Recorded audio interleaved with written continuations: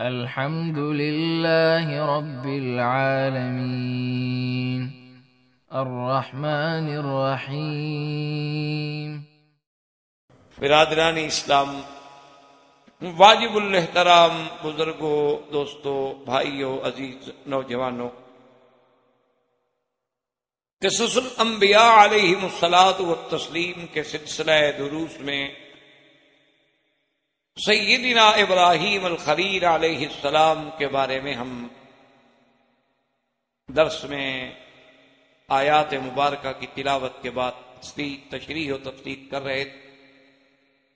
سیدنا ابراہیم الخلیل علیہ السلام نے جب اپنی قوم سے، اپنے خاندان سے وقت کی مقتدرہ قوتوں سے ٹکر لی اور بتوں کو توڑ ڈالا، جو الحمدللہ آپ سن چکے، تو اتنی بڑی ناکامی کے بعد چاہیے تو یہ تھا کہ ان کو کچھ عقل آتی، چاہیے تو یہ تھا کہ وہ کچھ حقائق کو سمجھ لیتے، مسائل کو سمجھ لیتے کہ بھی جو ٹوٹ گئے ہیں وہ خدا کیسے ہو سکتے ہیں، یا خدا کے درمیان اور ہمارے درمیان واسطہ کیسے بن سکتے ہیں، جو اپنی حفاظت نہ کر سکیں وہ ہمیں کیا چھڑائیں گے۔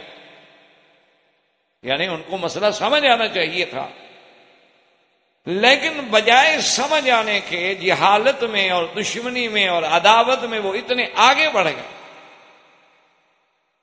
کہ انہوں نے ایک فیصلہ کیا کہ یہاں قرآن پاک نے سورۃ الصافات میں فرمایا ہے کہ انہوں نے آپس میں یہ طے کر لیا قالوا ابنوا له بنيانا فالقوه في الجحيم، اور دوسری جگہ قرآن کہتا قالوا حرقوه وانصروا آلهتكم ان كنتم فاعلين۔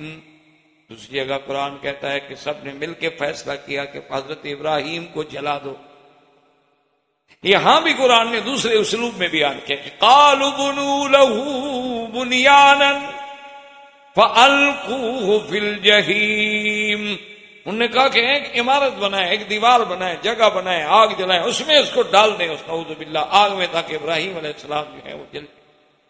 تو علماء کرام نے اور مورخین نے لکھا ہے کہ وہ ایک جگہ تھی حویہ، اس جگہ میں ایک ارض تھی، ارض صلبہ، یعنی خشک زمین، بالکل بنجر بیکار قسم کی زمین۔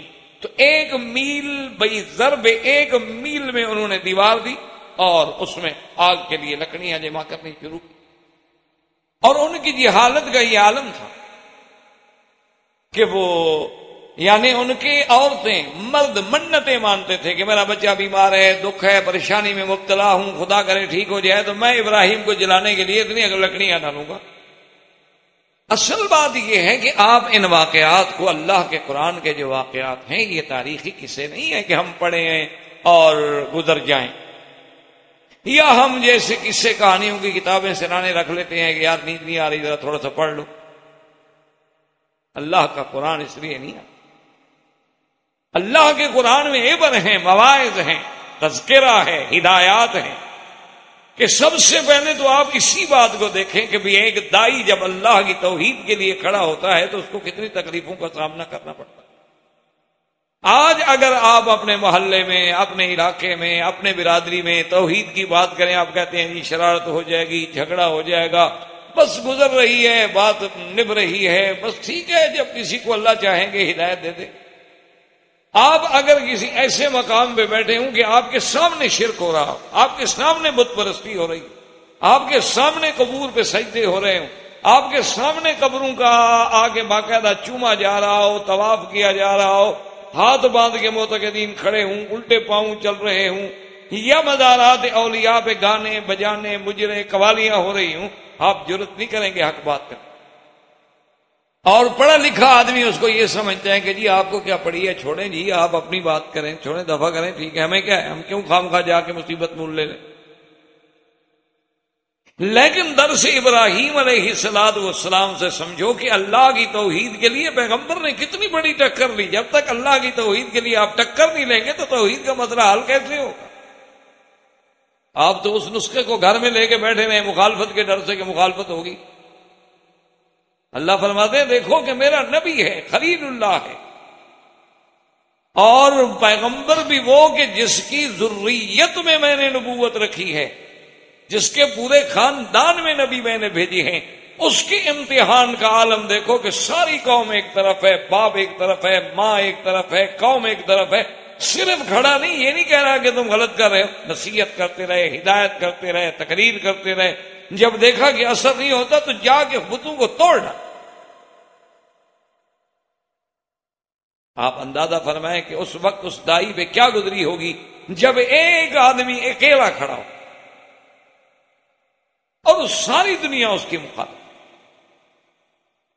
اور اسی طرح ہمیں ان دروس سے یہ سبق ملتا ہے کہ جہالت کی حد دیکھو کہ بتوں کے پوجنے والے، پتھروں کے پوجنے والے خود کہہ رہے ہیں کہ بھئی یہ بولتے نہیں ہیں، یہ بول کے بتا بھی نہیں سکتے، اعتراف بھی کر رہے ہیں لیکن پھر چوم بھی رہے ہیں۔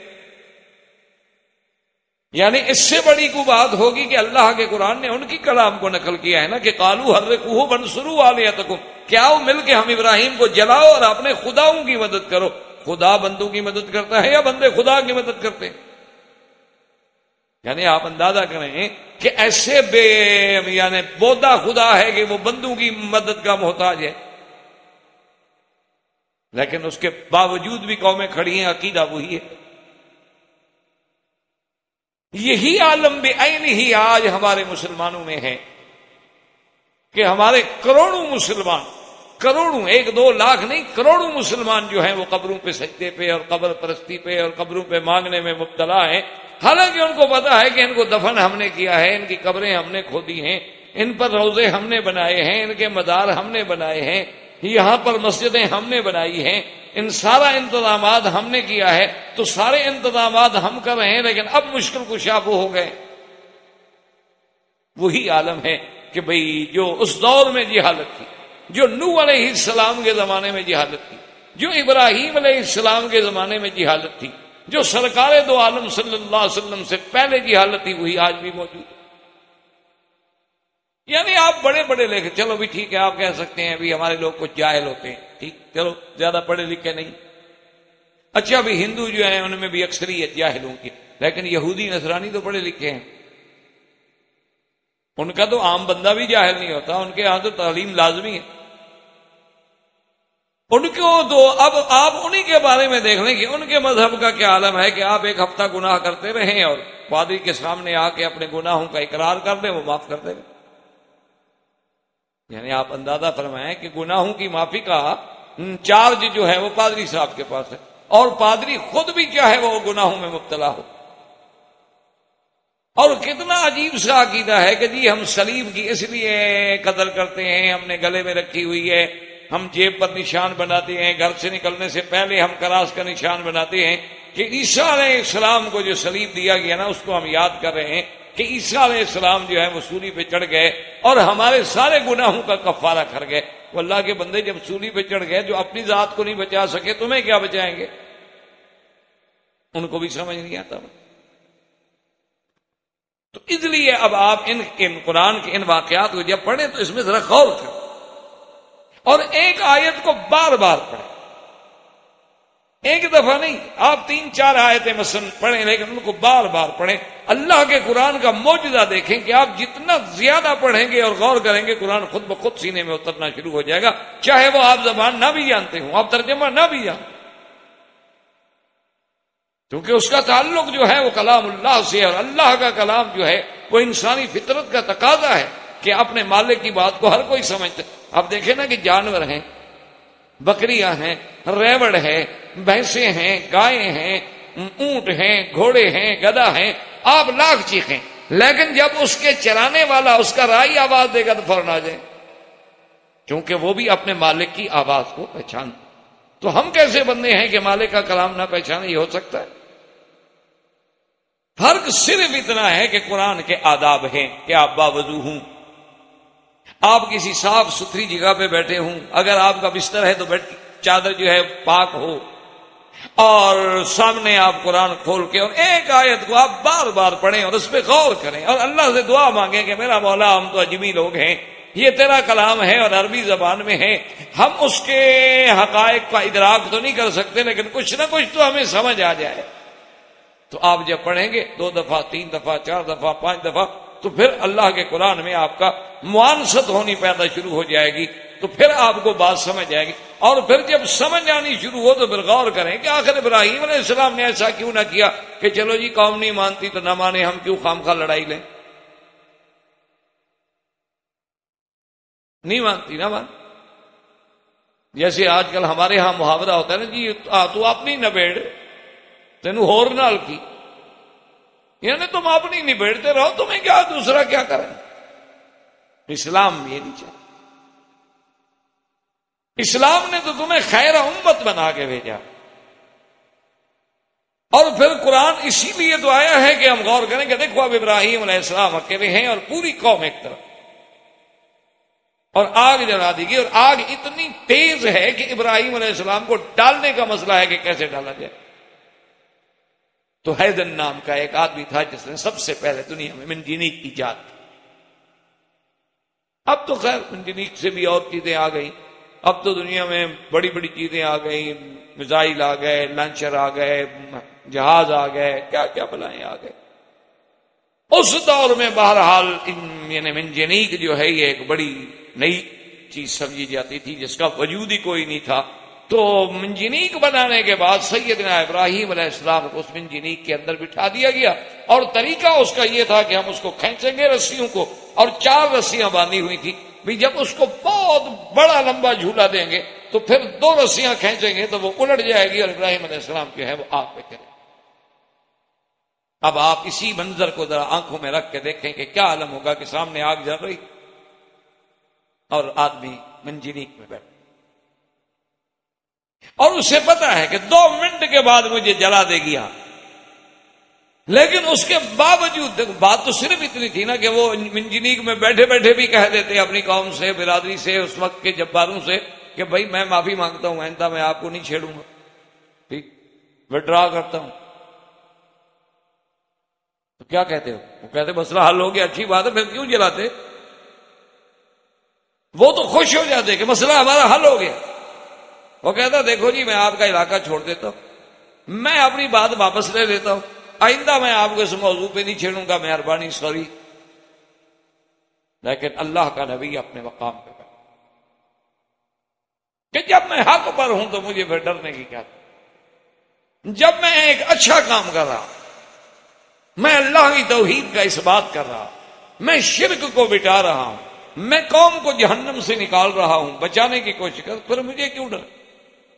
سیدنا ابراہیم علیہ السلام جب بیٹھے ہیں تو بعض روایات میں آتا ہے کہ آپ نے یہ پڑھا کہ سبحانک اللہم وبحمدک لا الہ الا انت. اور اللہ کے فرشتے جو ہیں وہ اللہ کی درگاہ میں عرض کرتے ہیں کہ مولا تیرا خلیل ہے، تیرا محبوب ہے، بندہ ہے، نبی ہے، اور تیری توحید کے لیے آگ میں ڈالا جا رہا ہے، آپ مہربانی کریں ہمیں حکم فرمائیں. اللہ نے فرمایا ملائکہ اجازت، جاؤ میرے خلیل کی مدد کر. تو ملک الجبال آیا، ملک الصحاب آیا، ہر فرشتہ آیا جس کی مدبرات امر، جس کی جہاں جہاں ڈپٹی ہے. انہوں نے کہا خلیل اللہ مہربانی کرو ہمیں حکم دو، ہم بارش برسا دیتے، ہم دونوں پہاڑوں کو ملا دیتے ہیں، ہم یہ آگ اٹھا کے ان پہ الٹ دیتے ہیں. فرمایا کہ تمہاری مجھے کوئی ضرورت، میں تم سے مدد نہیں لینا. اچھا اگر زندہ ایک دوسرے کی مدد کرے تو یہ کوئی شرک بھی نہیں، کفر بھی نہیں، منع بھی نہیں، آپ میری مدد کریں میں آپ کی مدد. لیکن مقام خلیل یہ ہے کہ وہ کہتا ہے نہیں، حالانکہ اس کو پتا ہے کہ فرشتے اللہ کے منشے کے بغیر، اللہ کے حکم کے بغیر میرے پاس آ سکتے ہیں، اللہ اجازت نہ دے تو فرشتہ کیسے آئے گا. لیکن کہتے ہیں کہ لا اما الیکم فلا، تم لوگوں کی مجھے ضرورت. اس کے بعد جبریل علیہ السلام آتے ہیں. جبریل علیہ السلام آگے عرض کرتے ہیں کہ خلیل اللہ میں تو آپ کا اور اللہ کے درمیان میں واسطہ ہوں، ہمیشہ وحی لے کے آنے والا، ہر نبی کی خدمت میں حاضر ہونے والا، اور آپ جانتے ہیں کہ اللہ نے مجھے کتنی قوتوں اور طاقتوں سے نوازا ہے. آپ مجھے فرمائیں میں آپ کی کیا خدمت کر سکوں. فرمایا اما الیک فلا حاجت لی، آپ کی بھی مجھے ضرورت ہے. جبریل کو جواب دے رہے ہیں. اسی میں آپ سوچیں کہ ہمیں تو کوئی خواب میں بھی آواز نظر آ جائے تو پتہ نہیں ہم کیا کرتے. یہ تو سامنے جبریل کھڑا ہے کہ جناب حکم. اور پھر ابراہیم علیہ السلام کو یہ شبہ بھی نہیں کہ پتہ نہیں جبریل میری مدد کر سکے گا کہ نہیں کر سکے گا، یا جبریل علیہ السلام کی طاقت میں بھی ہے کہ اس آگ کو بجھا دے یا الٹ دے۔ ان کو یقین ہے کہ جو کریہ سدوم جیسی چیزیں جو ہیں ایک پر پہ اٹھا کے لے جا سکتا ہے آسمانوں تک، یہ کیا چیز؟ لیکن فرمایا آپ کی بھی ضرورت نہیں۔ اور بعض علماء مفسرین نے یہ بھی لکھا ہے کہ جبریل علیہ السلام نے عرض کیا، اس نے کہا ابراہیم الخلیل کم از کم اپنے اللہ سے تو مانگو، اس سے تو مانگ لو۔ تو سیدنا ابراہیم الخلیل مسکرائے اور فرمایا کہ جبرائیل مجھے یہ بتاؤ میرے اللہ کو پتا ہے یہ ہو رہا ہے جو کچھ؟ انہوں نے کہا پتا ہے۔ انہوں نے کہا اللہ کے حکم کے بغیر آگ جل سکتی ہے؟ انہوں نے کہا نہیں جل سکتی۔ تو اس نے کہا اللہ میاں اگر ہمیں جلانے پر راضی ہیں تو ہم بھی جلنے پہ راضی ہیں، الخلیل راض اللہ حکم الجلیل، ہم تو اپنے رب جلیل کے ہر منشے پہ راضی ہیں، اگر ان کا فرمان اور ان کا منشا یہ ہے کہ ہم جل جائیں تو بس ٹھیک۔ ایک عجیب بات ابراہیم علیہ السلام نے کی جس کا کتابوں میں ذکر ہے، عجیب بات انہوں نے کی ہے۔ کہتے ہیں کہ اللہم انت واحد فی السماء وَأَنَا وَاحِدٌ فِي الْأَرْضِ أَعْبُدُكَ۔ میرا اللہ یہ منظر عجیب ہے، تو اپنے ملک میں آسمانوں میں اکیلا ہے اور آج زمین میں میں بھی اکیلا ہوں، تیری عبادت کرنے والا اور کوئی نہیں، ایک اکیلا بیٹھا ہوں آپ کی مرضی اور آپ کے ہر حکم پہ راضی۔ اس کے بعد جب کفار نے حکم دیا اور فیصلہ کیا کہ منجینیق سے پھینکے تو اللہ پاک فرماتے ہیں کہ پھر ہم نے بھی فرشتوں کو نہیں کہا کہ جائیں، ہم نے بھی پھر براہ راست حکم جاری کیا جس کو قرآن نے سورۃ صافات میں ذکر فرما دیا ہے اور دوسری آیت میں بھی فرمایا کہ قُلْنَا يَا نَارُ كُونِي بَرْدًا وَسَلَامًا عَلَىٰ إِبْرَاهِيمَ۔ اللہ فرماتے ہیں ہم نے حکم دیا آگ کو کہ تم ٹھنڈی ہو جاؤ، بردن و سلامن، اور ٹھنڈی ایسی نہیں کہ میرے ابراہیم کو ٹھنڈا کی تکلیف ہو۔ آپ نے دیکھا ہے نا کہ کبھی کبھی سردی زیادہ ہو تو پھر بھی تو تکلیف ہے، اور اگر سردی اور زیادہ ہو تو زمہریر ہے، وہ تو آگ سے بھی زیادہ تکلیف ہے۔ اس لیے فرمایا بردن و سلامن علی ابراہیم، ابراہیم پہ ٹھنڈی ہو جا۔ حضرت ابن عباس فرماتے ہیں کہ یہ اللہ کا شان ہے کہ اللہ نے آگ کو حکم دیا اور ساتھ پابند کر دیا کہ علی ابراہیم، اگر اللہ آگ کو ابراہیم کی قید نہ لگاتے تو پوری دنیا کی آگ ٹھنڈی ہو جاتی۔ اور پھر آگ نے عجیب منظر ہے کہ جب حکم ملتا ہے تو آگ صرف ان رسیوں کو تو جلا رہی ہے کہ حضرت ابراہیم علیہ السلام کے کپڑے بھی اتارے گئے اور باندھا بھی، تاکہ کسی طرح بھی نکل کے بھاگ نہ سکے، کسی طرح بھی اپنے آپ کو بچاؤ نہ کر سکیں، اپنا دفاع بھی نہ کر سکیں، ہاتھ بندھے ہوئے ہیں، کپڑے اترے۔ اسی لیے سرکار دو عالم صلی اللہ علیہ وسلم نے فرمایا اول من یکسا یوم القیامت ابراہیم، ہم نے فرمایا سب سے پہلے قیامت والے دن قبروں سے اٹھنے کے بعد جس کو لباس پہنایا جائے گا ابراہیم علیہ السلام۔ صحابہ نے پوچھا کہ کب لگے یا رسول اللہ، آپ سے بھی پہلے؟ ہم نے فرمایا ہاں مجھ سے بھی۔ صحابہ نے پوچھا حضور کیسے؟ فرمایا کہ اللہ کی توحید کے لیے دنیا میں ان کے کپڑے اتارے گئے تھے، آج اللہ بدلہ دیں گے کہ ساری کائنات کھڑی رہے پہلے میرے ابراہیم کو لباس پہنے۔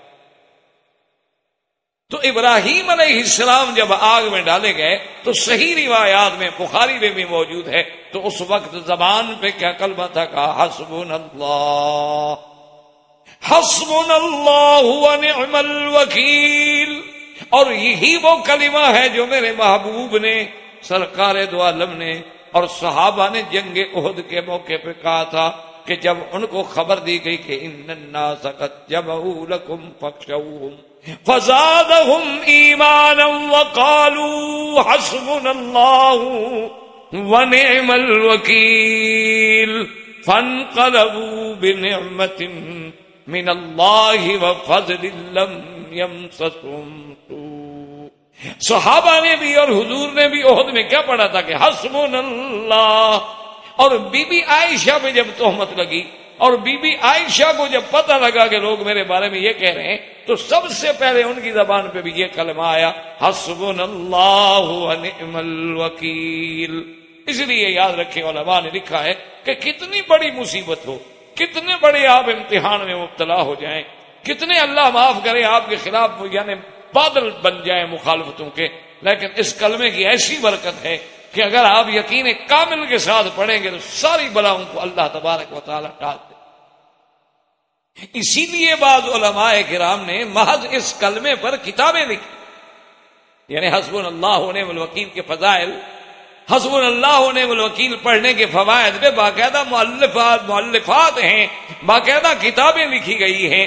اور البتہ یہ بات ضرور ہے کہ بعض بزرگ کہتے ہیں 300 دفعہ پڑھیں، بعض کہتے ہیں 313 دفعہ پڑھیں، بعض کہتے ہیں 500 دفعہ پڑھیں، بعض کہتے ہیں 600 دفعہ پڑھیں.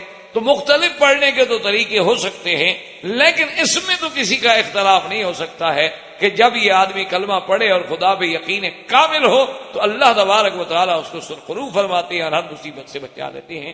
اگر سیدنا ابراہیم الخلیل کی زبان مبارک سے نکلا تو یہی کلمہ نکلا، اور سرکار دو عالم صلی اللہ علیہ وسلم سیدنا محمد الرسول اللہ اور آپ کے صحابہ کی زبان سے کلمہ نکلا تو یہی نکلا حسبنا اللہ ونعم الوکیل. اور سیدہ عائشہ صدیقہ رضی اللہ تعالی عنہا پر جب اتنا بڑا مسئلہ افق پیدا ہوا تو ان کی زبان سے بھی یہی کلمہ نکلا حسبنا اللہ ونعم الوکیل. تو سیدنا ابراہیم علیہ السلام کو جب آگ میں ڈالا گیا تو اللہ کی شان دیکھیں کہ آگ نے رسیاں تو جلا دی لیکن ابراہیم علیہ السلام کچھ نہیں. اور بعض روایات میں ہے کہ وہ جبریل علیہ السلام ساتھ کھڑے، یعنی اس وقت بھی ساتھ کھڑے ہیں اور ابراہیم علیہ السلام کی پیشانی سے پسینہ پہنچ رہے ہیں. صرف اتنی احساس ہوا کہ پسینہ آ گیا روشنی. اور اس آگ میں 1 دن نہیں، 2 دن نہیں، 3 دن نہیں، بعض روایات کے مطابق 40 دن اور بعض روایات کے مطابق 50 دن ابراہیم علیہ السلام نے گزارے. اور سیدنا خلیل فرماتے تھے انعم ایام لی، سب سے بہترین میری زندگی کے جو دن تھے وہی تھے جب میں آگ میں تھا. کہ جنت کا کھانا، جنت کی نعمتیں، جنت کی پوشاک، جنت کا لباس، اور سیدنا ابراہیم علیہ السلام کی راحت. تو آپ کی کتابوں میں یہ بھی آتا ہے کہ آپ کی ماں آخر ماں ہے، کچھ ہے کافرہ ہے، باپ کے بیٹے کے عقیدے پہ نہیں، لیکن بیٹا آگ میں ہو.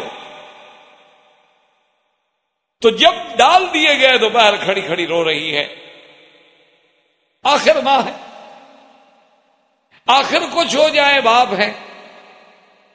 جب ابراہیم علیہ السلام کو آگ میں ڈال دیا گیا تو باپ اور ماں دونوں باہر کھڑے ہو جاتے خفیہ مقام پہ اور رونا شروع کر دیتے کہ ہمارا بیٹا جل گیا. اللہ تبارک و تعالی نے حکم دیا ملائکہ کو کہ ان کے سامنے ابراہیم علیہ السلام تک حجاب ہٹا دو آگ کے، یہ اپنی آنکھوں سے دیکھ لیں کہ ابراہیم بیٹھے. جب ان حجابات کو ہٹایا گیا تو اس لیے علماء نے لکھا ہے کہ اعجب کلمۃ قالہا ابو ابراہیم، کہ سب سے عجب کلمہ ہے جو انہوں نے کہا. کہنے لگے کہ نعم الرب رب ابراہیم، کہ ابراہیم رب تو تیرا رب ہے جس نے تیری آگ میں بھی حفاظت. اور ماں جب رونے لگی اور ماں نے فریاد کی تو اللہ نے حکم دیا کہ اس کی ماں کے لیے، کیونکہ ماں دور سے چیختی ہے روتی ہے، کہتی ابراہیم ایک دفعہ تو مجھے اندر آنے دو، میرے لیے بھی دعا کر دو، میں ایک دفعہ تو بیٹے کو مل لوں. تو ابراہیم علیہ السلام نے دعا کی، اللہ نے حکم دیا کہ داخل ہو، آگ کو مت جلاؤ. ابراہیم کی اماں آئی، فقبلت علی راسہ، بوسہ بھی دیا، ملاقات بھی کی، فاطنقتھا، گلے سے بھی لگایا، لیکن اسلام نہیں لیا. پھر واپس. تو اتنے دن گزارنے کے بعد، آگ کے امتحان سے گزرنے کے بعد، تو ہمیں کیا درس قرآن پاک کے قصے سے سبق ملتا ہے کہ اگر اللہ کی توحید کے لیے، جیسے کہ حضور نے فرمایا تھا کہ لا تشرک باللہ ان قتلت او حرقت، کہ اے ایمان والوں اگر اللہ کی توحید کے لیے تمہیں آگ میں بھی ڈال دیا جائے، تمہیں جلا ڈالا جائے، تمہیں ٹکڑے ٹکڑے کر دیا جائے، لیکن شرک نہیں کرنا. ہمیں کیا سبق ملا اس قصے سے؟ یہی وہ بات تھی نا آخر جس نے سیدنا بلال رضی اللہ تعالی عنہ کو تڑپنے پہ مجبور کر دیا کہ تڑپ رہے ہیں، انگاروں پہ ڈالا جا رہا ہے، آگ پہ ڈالا جا رہا ہے، سینے میں پتھر رکھے جا رہے ہیں، کوڑے برسائے جا رہے ہیں، اور اسی شدت عذاب میں بلال بے ہوش ہو جاتے ہیں۔ لیکن جب ہوش آتا ہے تو زبان پہ ایک ہی بات ہے، احد احد۔ تو سیدنا ابراہیم علیہ السلام آگ سے بھی نکلا۔ اب جب آگ سے نکل آئے تو اس آگ کے فوراً بعد انہیں اس وقت کے بادشاہ نے بلایا۔ اب اسے پتہ لگ گیا بھی عجیب بات ہے، اس کا مطلب یہ ہے کہ ہم اس کا مقابلہ یوں تو نہیں کر سکتے، اس کا معنی ہے کہ اس کے ساتھ میں ڈائلاگ کریں، مذاکرات کریں۔ اور اسے یہ ضرور ناز تھا کہ میں بادشاہ ہوں، میرے پاس اتنا بڑا ملک ہے، اور پھر میرے وزیر ہیں، مشیر ہیں، اور ابراہیم علیہ السلام اکیلا ہے جس کا کوئی ساتھی بھی نہیں۔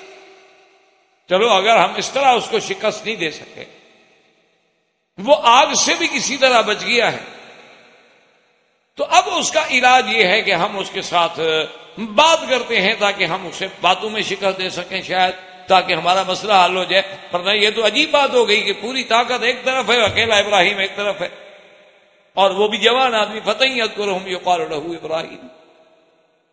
بادشاہ نے حکم دیا کہ ابراہیم علیہ السلام میرے پاس آئیں اور میرے ساتھ بات کریں۔ فرمایا مشہور تاریخی روایات کے مطابق یہ بادشاہ جو ہے ملک بابل، اور اس کا نام تھا نمرود۔ اور یہ بات بھی ہمیں تاریخ میں پتہ چلتا ہے کہ دنیا میں 4 بادشاہ ایسے گزرے ہیں جنہوں نے اپنے دور میں گویا پوری دنیا پہ حکومت، ورنہ ان کے بعد کوئی ایسا آدمی پھر نہیں آیا، یعنی اپنے اپنے دور۔ آج تو دنیا بدل گئی، آج تو حالات ہی بدل گئے۔ وہ 4 بادشاہ جو تھے، 2 مسلمان اور 2 کافر۔ مسلمانوں میں 2 بادشاہ جنہوں نے پوری دنیا پہ گویا کہ سلطنت کی ہے، ایسی کسی کو نہیں ملی، ایک سیدنا سلیمان علیہ السلام اور ایک ذوالقرنین۔ یہ ایسے دونوں بادشاہ ہیں کہ ان کو اللہ نے جو چیز اور جو نعمتیں اور جو قوت اور جو طاقت اور جو شوکت اور جو وسعت عطا فرمائی وہ کسی کو نہیں۔ اور کافروں میں بھی 2 بادشاہ گزرے ہیں، ایک نمرود اور ایک بخت نصر۔ انہوں نے بھی اپنے دور میں گویا کہ پورے اس وقت کے آبادی پہ حکومت کی ہے۔ ان میں یہ نمرود تھا جس نے 400 سال تک حکومت کی۔ اس دور میں لوگوں کی عمر جو ہے وہ 500 600 1000 سال ہو۔ تو یہ نمرود جو ہے ملک بابل جو ہے بہت بڑا جابر، جبار، متکبر۔ ابراہیم علیہ السلام آگے، اس کو بھی اللہ نے اپنے قرآن میں سیدنا ابراہیم کے قصے میں، اسی لیے میں نے آپ کو عرض کیا تھا نا کہ ابراہیم علیہ السلام کا جو قصہ ہے عجیب بات ہے کہ اللہ نے 25 سورتوں میں اس کا ذکر کیا، اور اللہ تبارک و تعالیٰ نے قرآن پاک کی 73 آیات میں صرف ابراہیم علیہ السلام کا قصہ ذکر کیا۔ تو اس مناظرہ ابراہیم علیہ السلام نمرود کے ساتھ جو اس کو بھی اللہ نے قرآن الم تر الی الذی حاج ابراہیم فی ربہ ان آتاہ اللہ الملک اذ قال ابراہیم ربی الذی یحیی ویمیت قال انا احیی وامیت قال ابراہیم فإن اللہ یأتی بالشمس من المشرق فأت بها من المغرب فبہت الذی کفر واللہ لا یہدی القوم الظالمین۔ اللہ فرماتے ہیں کہ میرے نبی علم تر الی الذی، یعنی علم تعلم، رؤیت جو ہے یہاں علم کے معنی میں ہے کہ میرے محبوب آپ کو علم ہے کہ ابراہیم علیہ السلام کا جو بادشاہ ہے وقت کے ساتھ مناظرہ ہو، وہ بادشاہ کون تھا؟ نمرود۔ اور مناظرہ جب ہوا تو نمرود نے بھی دعویٰ کیا تھا کہ میں بھی خدا ہوں۔ ابراہیم علیہ السلام نے کہا کیسے تم خدائی کا دعویٰ کرتے ہو؟ خدا تھوڑے ہو تم؟ میں کہا کیوں؟ تو مجھے خدا نہیں مانے انہیں؟ تمہارا خدا کون ہے؟ کہا ربی الذی یحیی ویمیت، میرا رب تو وہ ہے جو جلاتا بھی ہے، جو مارتا بھی ہے۔ اب بادشاہ ہے، کہتا ہے انا احیی و امیت، کہتا ہے ابراہیم علیہ السلام اگر رب کی یہ صفت ہے کہ مارتا ہے اور جلاتا ہے تو یہ تو میں بھی کر سکتا ہوں۔ کیسے کر سکتے ہو جی؟ دو قیدیوں کو جیل سے بلا لیا جن کے بارے میں سزا ہے، ایک کے بارے میں سزا موت کا فیصلہ ہو چکا تھا اور ایک کو ابھی سزا نہیں ہوئی تھی، دونوں کو بلا لیا اور جس کو سزا موت ہوئی تھی کہا جاؤ میں نے تمہیں بری کیا، اور جس کو نہیں ہوئی تھی کہا اس کو قتل کر دو۔ کہا دیکھو ابراہیم علیہ السلام میں نے دیکھو نا اس کو سزا موت ہوئی تھی، گویا مر گیا، میں نے جلا دیا۔ ابراہیم علیہ السلام سمجھ گئے کہ ایک تو یہ کودن ہے، اس کو بات ہی سمجھ نہیں آئی کہ میں نے کیا کہا ہے اور یہ کیا کہا ہے۔ بھائی مارنا اور جلانا یعنی کسی چیز کو زندہ کرنا، جلانا، اس میں حیات ڈالنا کہ بندہ کچھ نہیں، لیکن اللہ نے ایک بچے کو پیدا کر دیا، یہ احیاء ہے، اور پھر اس کو موت دینا، یہ کہے کہ قیدی کو چھوڑ دینا ہے، کسی کو سزا موت دے دینا۔ ایسے تو پھر ایک عام بچہ جو ہے وہ بھی کبھی تلوار لے کے نکر میں کھڑا ہو جائے، گزرے اس کو مار ڈالے، ہو گیا میں بھی خدا ہوں اس لیے کہ میں نے مار دیا۔ یہ کیا بات؟ اس طرح تو سانپ بھی کسی کو ڈنگ مار کے مار دے تو سانپ بھی خدا ہو گیا۔ ہر زہریلی چیز جو ہے وہ کسی کو مار دے وہ بھی سانپ، وہ بھی خدا ہو گیا۔ اچھا شیر آئے، دیکھے بندہ کھڑا ہے، اچھا جی نہیں کھاتے، واپس چلا جائے، بچا دیا، اس نے بھی بچا دیا۔ یہ کیا بات ہے؟ تو حضرت ابراہیم علیہ السلام سمجھ گئے کہ یہ کرسی پر تو بیٹھا ہے کودن، عقل ہوتی تو کوئی خدا بنتا بڑا بندہ؟ اگر عقل ہوتی تو کوئی آدمی خدائی کا دعویٰ کر سکتا ہے؟ جو صبح شام لیٹرین میں اپنی گندگی پہ بیٹھتا ہو وہ بھی خدا ہوتا ہے؟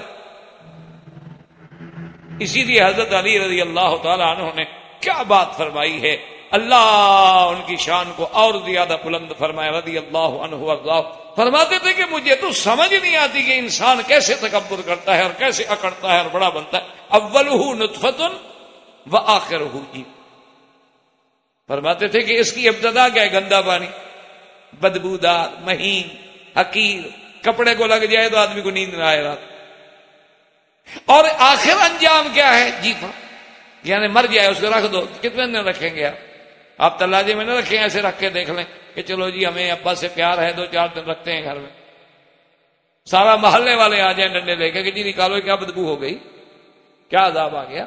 تو فرمایا اول جس کا نطفہ ہے اور انتہا جس کی جیفا ہے وہ کیسے اکڑتا ہے اور تکبر کرتا ہے کہ میں کس بات کی؟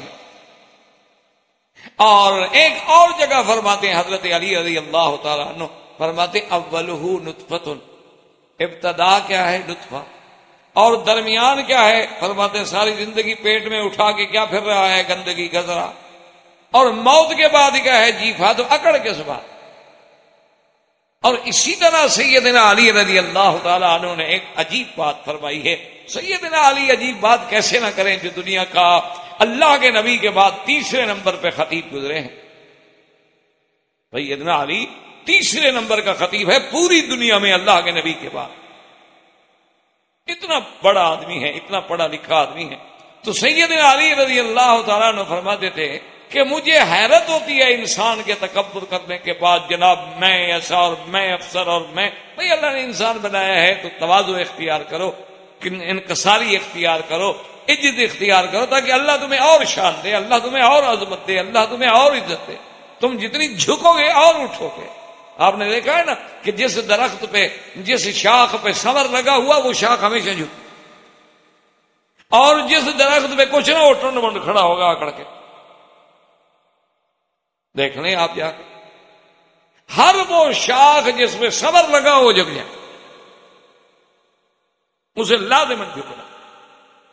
تو حضرت علی رضی اللہ تعالی نے کیا جی بات فرمائی، فرمایا مجھے حیرت ہے کہ انسان سب سے اعلیٰ غذا انسان کی کیا ہے؟ شہد، اور فرمایا وہ شہد کیا ہے؟ ایک کیڑے کا فضلہ ہے، گندگی ہے کیڑے کی۔ شہد کی مکھیاں گندگی نکالتی ہیں نا، وہی تو شہد ہے، اور کیا ہوتی ہے؟ کھاتی ہیں، جو نکالا وہ شہد ہے۔ کہا اس کی اعلیٰ ترین غذا جو ہے وہ ایک مکھی کا گند ہے، اور کہنے لگے اس کا اعلیٰ ترین لباس کیا ہے جی؟ فلاں آدمی بڑا آدمی ہے جی، ریشمی کپڑے پہنتا ہے۔ ریشم کیا ہے؟ کیڑے کا گند ہے۔ اور میں اس کا اعلیٰ لباس کیا ہے؟ وہ بھی کیڑے کی گندگی۔ اعلیٰ خوراک کیا ہے؟ وہ بھی کیڑے کی گندگی۔ اور خود اٹھا کے کیا پھر رہا ہے؟ وہ بھی گندگی۔ مرنے کے بعد کیا بن جانا ہے؟ وہ بھی گندگی۔ اور اس کے بعد بھی کہے کہ میں خدا ہوں۔ اس لیے سیدنا ابراہیم علیہ السلام سمجھ گئے کہ کرسی پہ بیٹھا ہے، اور معلوم ہوتا ہے کہ حضرت جو ہیں اس کو تو سمجھ ہی نہیں، عجیب بادشاہ۔ اچھا ویسے خیر بادشاہ ہوتے ایسے ہیں، اللہ ماشاء اللہ۔ ہمارے ہاں تو عام محاورہ ہے، کہتے ہیں نہیں بادشاہ ہے جی، بادشاہ آدمی کیا مانا؟ یعنی کچھ نہیں سمجھتا بادشاہ، اس لیے محاورہ ہو جاتا۔ کیوں؟ اصل وہ سمجھتے اس لیے نہیں کہ سمجھنے والے اور لوگ ہوتے ہیں نا، تو ان کی اپنی سمجھ پھر کام کرنا چھوڑ دے۔ وہ ہمارے یہاں ایک نواب آپ بہالپور تھے، انہوں نے اپنے مشیر کو حکم دیا کہ کچھ مجسٹریٹ بھرتی کرنے ہیں اور کچھ ان کے ریڈر اور کچھ کلرک کو۔ انہوں نے کہا ٹھیک۔ تو وہ مشیر صاحب نے جب بھرتی کی نا جی ماشاءاللہ، جو بی اے ایم اے تھے ان کو تو بنایا ریڈر اور کلرک، اور جو میٹرک پاس اور مڈل پاس تھے ان کو بنا دیا مجسٹریٹ۔ اب جناب وہ سارے اسٹیٹ میں بڑی عجیب سی بات ہو گئی کہ یہ اچھا مشیر ہے بھائی ایک آدمی بیچارے نے ایم اے کیا ہے وہ تو بنے گا کلرک اور ریڈر، اور جو میٹرک پاس ہے یا مڈل پاس ہے وہ بن گیا ہے جناب مجسٹریٹ۔ نواب بہالپور کو شکایت کی گئی کہ حضرت یہ کیسی بھرتی ہے، یہ تو دنیا کا کوئی نرالا نظام ہم نے دیکھا ہے۔ تو نواب صاحب نے اس کو بلایا، کہا مشیر صاحب یہ آپ نے کیا حرکت کی؟ اس نے کہا سائیں مجسٹریٹ نے تو سنانا ہوتا ہے فیصلہ، لکھنا تو انہوں نے ہوتا ہے، یہ پڑھے لکھے ہونے چاہیے، اس کے پڑھے لکھے ہونے کی کیا ضرورت ہے؟ اس نے کہا سائیں ویسے آپ کی مرضی ہے، صاحب نے تو صرف منظور نامنظور کرنا ہوتا ہے، اس نے نہ لکھنا ہے نہ اس نے شہادتیں قلم بند کرنی ہے، اس نے تو آرڈر سنانا ہے، سنانے کے لیے مڈل پاس کافی ہے۔ تو اس لیے جب یہ عالم ہو، آج میں پڑھ رہا تھا ایک آدمی کا کہ وہ نوکری ڈھونڈنے کے لیے حضرت تشریف لائے ایک اسکول کے پرنسپل، کالج کے پرنسپل کے پاس کہ چوکیدار کی جگہ خالی ہے مجھے وہ دے دو۔ تو اس نے کہا کچھ پڑھے لکھے؟ اس نے کہا کہ نہیں۔ اس نے کہا دستخط تو کر لیتے؟ اس نے کہا نہیں جناب میں تو انگوٹھا لگاتا۔ اس نے کہا پھر میں نوکری نہیں دیتا، نہ دی۔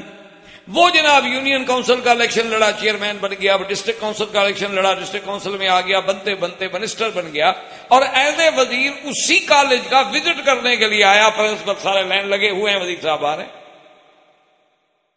تو سارا دورہ بھگتنے کے بعد جب جانے لگے تو پرنسپل کو بات تو یاد تھی نا، تو اس نے ایسا ایسا کہا، اس نے کہا جناب کاش کہ آپ کچھ پڑھے لکھے ہوتے تو پتہ نہیں آپ کہاں پہنچے۔ اس نے کہا پھر آپ کا چپراسی ہوتا۔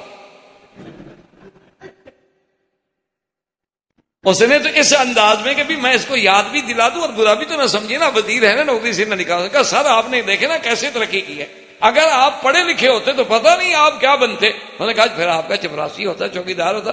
شکر ہے میں پڑھا ہوا نہیں تھا۔ تو جب یہ عالم ہو تو اس لیے ابراہیم علیہ السلام کو بات سمجھ آئی۔ انہوں نے کہا یہ تو سمجھا ہی نہیں، عجیب آدمی ہے، ایک قیدی کو چھوڑ دو بس میں مارتا ہوں جلاتا ہوں۔ تو اب ابراہیم علیہ السلام نے فرمایا کہ میں ایسی بات کروں ایک تو عامت الناس کو بھی سمجھ آئے۔